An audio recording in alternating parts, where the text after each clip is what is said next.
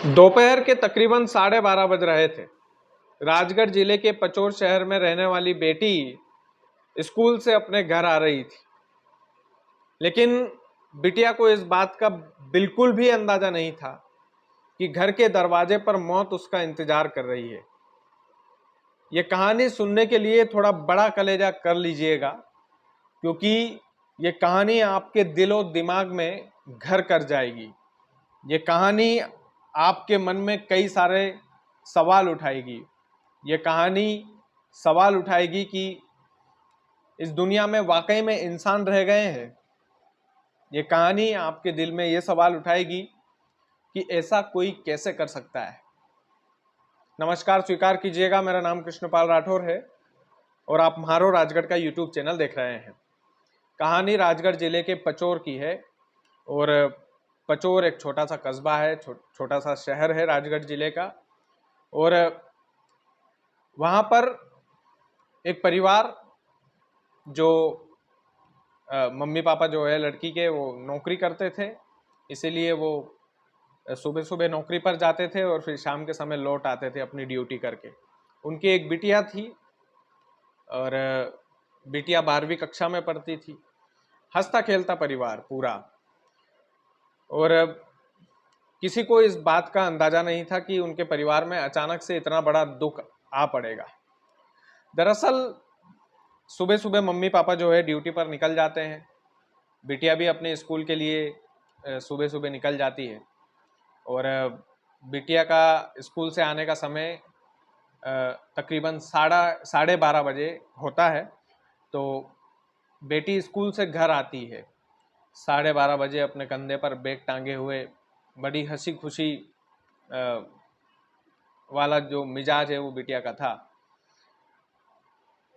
बिटिया के पिताजी ने जो कहानी बताई है वो अब मेन कहानी है। जैसे ही बेटी अपने घर के दरवाजे पर पहुंचती है, दो नकाबपोश बदमाश आते हैं बाइक पर सवार होकर। बेटी के पिता के अनुसार जो है ये कहानी आपके दिलो दिमाग को थोड़ा सा झकझोरने वाली है। जैसे ही बेटी घर के दरवाजे पर आती है, बाइक सवार दो नकाबपोश बदमाश बेटी को पकड़कर जहर खिला देते हैं, जहरीला पदार्थ खिला देते हैं। चूंकि मम्मी पापा घर पर नहीं थे, तो फिर पड़ोस में रहने वाले पड़ोसी बिटिया को एक क्लिनिक पर ले जाते हैं, पर्सनल डॉक्टर का जो क्लिनिक होता है। वहाँ से सरकारी अस्पताल में बेटी को ले जाया जाता है। सरकारी अस्पताल में पचोर के इलाज नहीं हो पाया तो शाहजहाँपुर बिटिया को रेफर कर दिया, थोड़ा बहुत प्राथमिक उपचार करके। शाहजहाँपुर में जब बेटी को रेफर किया गया तो बेटी के पिता कहते हैं कि मेरी बेटी तड़प तड़प कर मुझसे कहती रही कि पापा वो दो लोग थे, उन्होंने ऐसे मेरा मुंह पकड़ा और मेरे अंदर कुछ डाल दिया। मैं नहीं बचूंगी पापा, लेकिन उन अपराधियों को मत छोड़ देना। अब सोचिए उस दृश्य को राजगढ़ वालों कि एक 12वीं क्लास की लड़की जिसकी जिंदगी अभी शुरू भी नहीं हुई थी, कोई दो नकाबपोश बदमाश आते हैं, उसको पकड़ते हैं, उसके मुंह में जहरीला पदार्थ डाल लेते हैं और उसकी जिंदगी उससे छीन लेते हैं। और एक पिता की वेदना आप देखिए कि उसकी बेटी के साथ जब वो चूंकि पड़ोसी रहते हैं तो सूचना दे देते हैं कि आपकी बिटिया की तबीयत खराब है, उल्टियां अचानक होने लगी है, तो आप जैसे भी हो आप आ जाइए। तो जो पिताजी है वो पहुंच जाते हैं वहां पर, लेकिन उसके पिताजी का रुंधा हुआ एकदम गला। पिताजी कहते हैं कि मेरी बेटी ने मुझसे कहा कि उन अपराधियों को मत छोड़ना, वो दो लोग थे, मेरा मुंह पकड़कर उन्होंने मेरे अंदर मुझे कुछ खिला दिया उन्होंने। राजगढ़ वालों, इस तरह की जो कहानियां रहती है वो क्राइम की कहानियां तो रहती ही है, लेकिन ये कहानियां लॉ एंड ऑर्डर पर भी सवाल उठाती है। ये कहानियां राजगढ़ के पुलिस प्रशासन पर भी सवाल उठाती है, क्योंकि उसके बाद परिजनों को धरना देना पड़ा कि भैया मामले की जांच कीजिए, उसके बाद जो है मामले की जांच में पुलिस जुटी है, सीसीटीवी कैमरे लगातार खंगाले जा रहे हैं। लेकिन राजगढ़ में पिछले कुछ दिनों से क्राइम के मामले में कुछ ठीक नहीं चल रहा। सारंगपुर में बीच बाजार में पत्रकार को गोली मार देता है कोई भीड़ इकट्ठा होकर किसी महिला की हत्या कर देती है, कोई सरेआम नकाब को पहनकर आता है और बिटिया को जहर खिला देता है।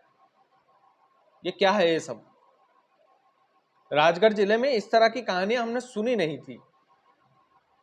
मैं भी 4-5 सालों से अपने राजगढ़ की सेवा दे रहा हूं, लेकिन इस तरह से दिल को झकझोर देने वाली कहानी लगातार मैंने नहीं सुनी थी। अब मेन मुद्दे की बात यह है कि जो बिटिया थी जिसकी मौत हुई थी उसका कोई कसूर नहीं था सर। वो अपनी जिंदगी बनाने में लगी थी, हंसी खुशी बनाने में लगी थी। पिताजी का जब मैं वीडियो दैनिक भास्कर पर देख रहा था, उनकी जुबानी जब दैनिक भास्कर पर सुन रहा था, तो यकीन मानिए मेरा दिमाग एकदम जो है वो चौक हो गया था। वो मुझे 3-4 घंटे लगे कि ये कहानी मुझे लोगों तक पहुंचाना चाहिए कि नहीं पहुंचाना चाहिए। लेकिन फिर मुझे लगा कि नहीं यार, अगर हम उस बिटिया के न्याय की लड़ाई नहीं लड़ेंगे तो फिर कौन लड़ेगा? अगर हम उस बिटिया के हक में नहीं बोलेंगे तो फिर कौन बोलेगा? तो उस बिटिया के हक के लिए, उस बिटिया को न्याय दिलाने के लिए, वो बिटिया जो शब्द अपने पिताजी से कही थी कि उन लोगों को छोड़ना मत, ये पूरा राजगढ़ पुलिस प्रशासन से बस यही गुहार लगाता है कि उन लोगों को छोड़ना मत सर। जो भी हो, हमें आप पर विश्वास है, आप पूरा काम करेंगे, ईमानदारी से आप पूरा काम करेंगे और न्याय दिलवाएंगे। हाँ, न्याय दिलवाने में थोड़ा समय लगता है। जब पत्रकार को गोली मारी गई थी सारंगपुर में, पत्रकार सलमान को, तो थोड़ा समय लगा था। सीसीटीवी कैमरे आपने खंगाले थे, बड़ी मुस्तैदी से आपकी टीम ने काम किया और अंत में जो है अपराधियों को पकड़ ही लिया। बेटी को न्याय मिले, इसके लिए पूरा राजगढ़ एक साथ खड़ा रहे और अपराधियों को इस कदर की जो सजा है वो मिलना चाहिए कि उनकी 7 पुश्तें याद रखे कि ये हमने किया, क्या कर दिया है, ये इस तरह का अपराध हमने किया कोई। और इस तरह के लोग आते कहाँ से?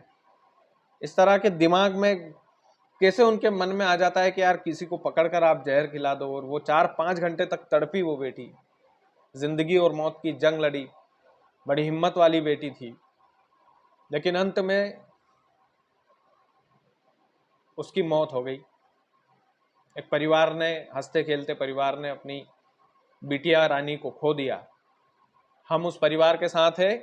हुआ राजगढ़ वालों तो मैं जब भी मौका मिला मैं परिवार से जरूर मिलने जाऊंगा। बाकी उस बेटी के हक के लिए इस वीडियो को ज़्यादा से ज़्यादा शेयर कीजिएगा। चैनल यदि आपने सब्सक्राइब नहीं किया है तो प्लीज़ कर लीजिएगा। बहुत बहुत धन्यवाद।